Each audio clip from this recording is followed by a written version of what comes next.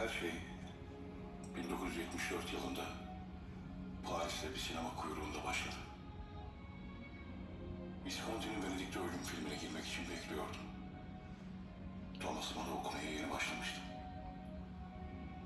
Yan taraftaki plakçıdan hafif bir ses geliyordu. Bir kadın arya söylüyordu. Filmin fon müziği sanki daha biz girmeden başlamıştı. Sıradan çıktım, plakçıya girdim ve sordum. Bu çalan müzik nedir? Mahallenin Ölmüş Çocuklar şarkısını öyle keşfettim. Dame Janet Baker söylüyordu. O plak 1980'li yılların başında en ağır bunalımını geçirirken hayatımı kurtardı. Haftalarca Dame Janet Baker'ın beni mahveden sesini dinledim. O ses hiçbir zaman yayınlanmayan, şimdi kim bilir nerelerde olduğunu bile bilmediğim, havalara, sulara yazılmış ağır yazıların provokatörüydü. Aryalar hayatıma böyle girdi. Hiçbir zamanda çıkmadı. Arya, her insanın içindeki ötekinin en egoist dostudur. İnsanın yarattığı kendi en üst halinin sesidir. Arya, müziğin en kıskanç halidir. Başkasını yaşatmaz. Sizi kimseyle paylaşamaz.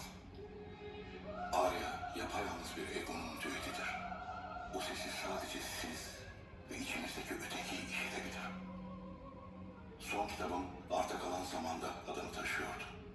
Arta kalan zaman nedir derseniz, hepimize başkalarından, işimizden, nefret ettiklerimizden, ilgisiz kaldıklarımızdan, hatta en büyük aşkla sevdiklerimizden dahi geriye kalan zamanı anlatır. İşte seçtiğim aryalar, bize kalan o sessiz zamanın saatidir. Bu CD'de bir nevi saatleri ayarlama zamanıdır. Saat kaçın? Sadece kendimize, yani içimizdeki üçüncü şahsa, o saniye onun saati kaçı gösteriyorsa işte tam ona.